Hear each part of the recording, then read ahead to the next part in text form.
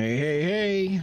Back in Star Wars: The Old Republic, got some news here. We are definitely getting a live stream from Broadsword, the owners of Star Wars: The Old Republic, on Wednesday, February 26, 1 p.m. Central Standard Time. So that is good news, and hopefully we'll see where they're taking Star Wars for 2025. And just want to go over a few things. I hope everybody treats the developers and so forth with some respect, because they don't have to do live streams and they can just basically not communicate at all. And I know there's a lot of negativity and a lot of animosity towards the devs for being so quiet on stuff. And yeah, I'd like to hear more from the devs myself, but they don't have to. You know, it's a nice thing that they do. It's nice that they're putting on a stream for us. And my thoughts on it are, they're still probably picking up the pieces from getting out from underneath the boot of Electronic Arts. And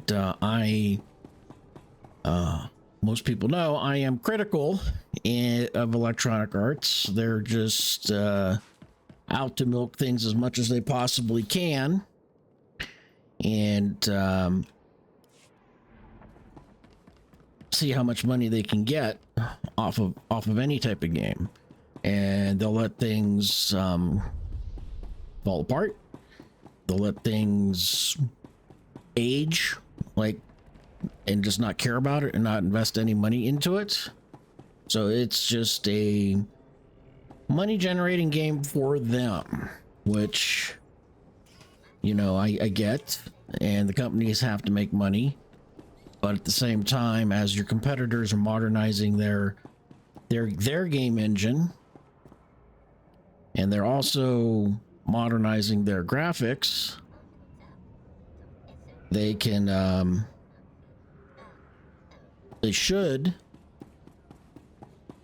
Broadsword should also be modernizing their stuff too. And I know there's been a lot of hate and a lot of negativity towards what Broadsword has done by modernizing the characters, and I like it. And I might be in the minority, but I really don't care. And I think what they've done, you know, with the character modernization and modernizing the other game assets, the game needed it. You look at any of the original characters, you know, once you get out of the starting zones and the NPCs, they look like garbage. They look like shit. So the game definitely needs to have been modernized for sure. And I'm glad to see that they're doing it. Anything a soldier needs, let's see if I can pick up some stuff here. Whereas, you know, when the game first came out back in 2011, I was one of the first people to play it. Looked okay at the time, but that's, you know, 14 years ago, almost, roughly 13, 14 years ago. And the game has shown its age. I think the characters look better now, and I can compare them to like Elder Scrolls Online, where they've been modernizing their game assets too and updating their game engine, and they're getting better. You know, both games are getting better. So I know there's going to be haters out there, you know, and they want their old shitty looking tunes back, and plain Jane, no textures whatsoever. It's just so frustrating. I want to get out there and help, but instead I'm the quarantine zone so be it. But you know, I hear people saying, "Oh, we need classic Star Wars Old Republic servers." Really? When the game came out, they didn't even have anti-aliasing, no dual specking, no strongholds. The game was a hot mess when the game first came out. You really want to go back to that? Go back to the ability delays, go back to bugs, go back to the game just crashing left and right, go back to things not working? You know, no thanks. You guys can keep your classic Star Wars: The Old Republic retired. It was a hot mess.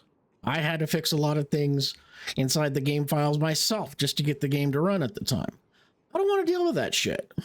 So, yeah, you know, and yeah, people say, oh, PvP. Well, I don't play PvP. I don't care about PvP. PvP never works right in any freaking game. Doesn't work right in World of Warcraft. Doesn't work right in Elder Scrolls Online. It's twitchy as hell in Star Trek Online. So, you know, you PvPer fanboys, just deal with it. You know, a lot of people don't have time to put all the time, energy, and effort into a PvP build.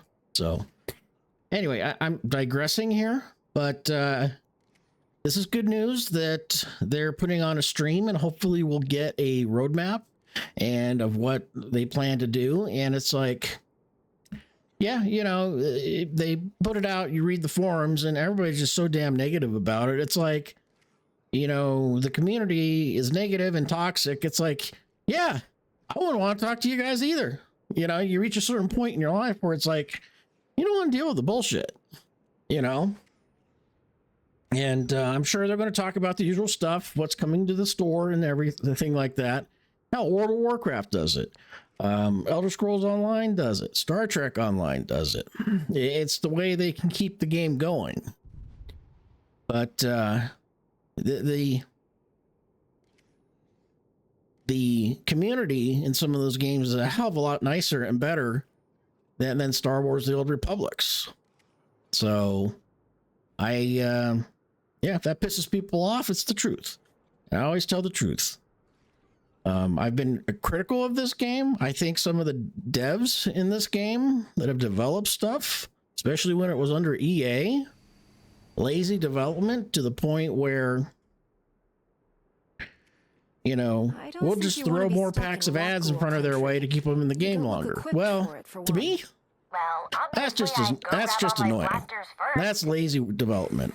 Or we'll just increase the boss's health and make it a DPS sponge. That's lazy. So I'm totally okay with being critical of the game and stuff like that. I've recently come back to the game. I like the content. Yeah, I would definitely like to see more content come out in a timely manner. There's extenuating circumstances. You still got the stupid voice actors guild strike going on.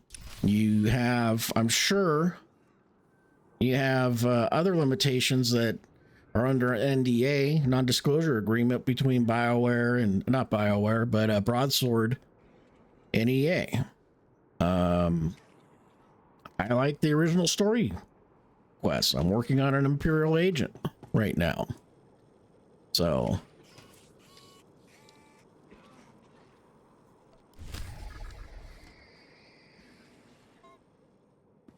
but I just think you know, I know people say we have been patient with them. Well, you have to take into a consideration too that they just recently, you know, probably in the past, you know, couple of years, they got out from underneath Electronic Arts. Worst company to frickin' work for. You know, and then you have them putting the pieces back together from the migration over to web services. So it's just doesn't happen overnight. Am I a fanboy? Am I defending them? No, I'm just being realistic here that, hey, you know, they have a small staff. They have to prioritize stuff, because if they don't, then they run out of resources and then everybody's screwed. I've worked with small companies before. I've worked with companies that are small and they have to prioritize their projects. You know, I'm critical of how they've done the recent scenes like Knights of the Old Republic, where there's only dialogue one way and your character has no dialogue. I'm critical of that. I think that's lazy. And I think that needs to be fixed. Do I think they're going to go back through the whole entire game and fix that? No, too expensive, costs too much money. Going forward, I would like to see them where they actually do the voice acting. I think it would bring it back to its roots. It would bring the game back to its roots, you know, where it's voice acted by people and not just a button you press or a line. So like I said, I have no problem being critical. That's probably why I have no sponsorships from any of the studios, which is fine. I believe in, you know, a constructive criticism. I know the ability delay has improved. They got rid of a lot of that with the migration over to Amazon Web Services for the servers. Stand by for examination. Good, I can pick up some stems. But dude, I think it's a good thing.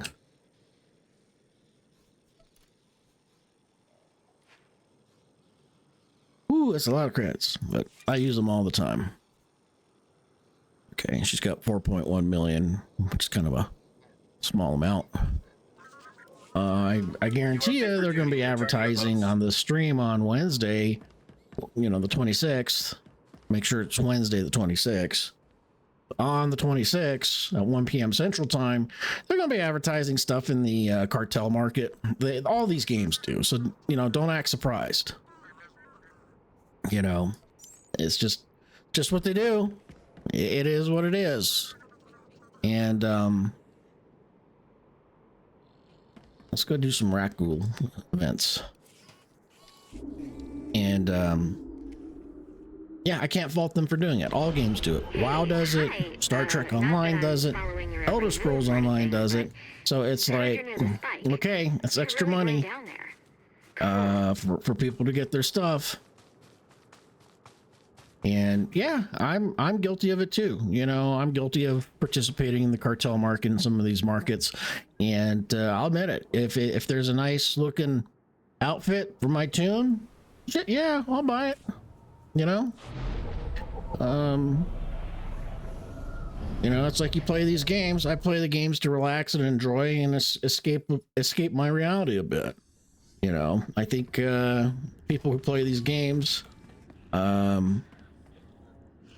want to would like to be what they play inside the game, you know? Yeah, hell yeah, I'd like to be a bounty hunter or a smuggler or a Jedi all the time. You know, it'd be fun.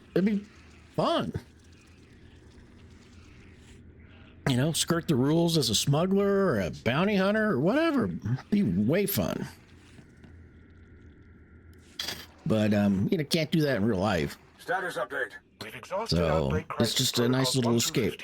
And but going back to being critical of, you know, choices that the developers have made, Thank you. Your confidence in I have no problem. I mean, I'm critical of Star Wars, critical of Star Trek and Elder Scrolls, and yeah, no qualms about it. But I'm glad that they're doing the stream, and it's like I'm trying to keep a positive attitude with it in life, along with life. And I have to say, the Star Wars: The Old Republic is very toxic, very negative. And yeah, I think people are expecting more than what's able to be delivered. That won't be the case for long. So you have to realize, like I said earlier, they've moved out of one studio and into another studio, getting spun up on how things work in the game and not break it, make it worse, and stay within budget and funding. Everything's costing more. Best of luck. So I'm not trying to make an excuse, but I'm trying to make sure people have reason. And I know people are going to come back and say, it's been 3 years since we've had, you know, Legacy of the Sith and stuff. Well, in the meantime, they've moved. They've migrated off of their in-house servers onto AWS. They've done game modernization and stuff like that. So stuff takes time. Fresh And I mean, I hope not. I'm sure I'm gonna get some hate for it, but no, I don't care. I enjoy the game.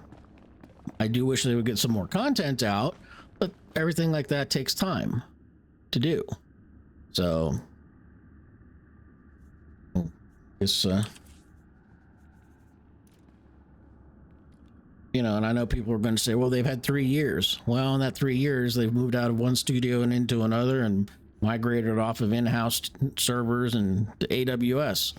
Not an easy thing to do in the IT field. I work in the IT field. I know what it's like. You know, a lot of data, you know, a lot of networking that goes on. So, but make sure if you want to get updates on Star Wars The Old Republic, make sure you join their Twitch stream on the 26th of February this year at 1 p.m. Central Standard Time. And we'll see what they have to say. And I may do a follow-up video, but just reading, like I said, reading through a lot of these comments, just people saying, yay, we got one, just the amount of toxicity and the negativity. It's like, I wouldn't want to deal with you people either, to be honest, with all the negative nillies and stuff and the negativity. And I know, being as an IT guy and getting trashed by the customer base sometimes, hey, you just have to take it with a grain of salt, and that's kind of directed towards the developers. But if you hear it all the time, yeah, I wouldn't want to deal with you either. So, but let's just see what they have to say, and I'm looking forward to it. So I hope everybody has a good weekend, and that's going to be a wrap.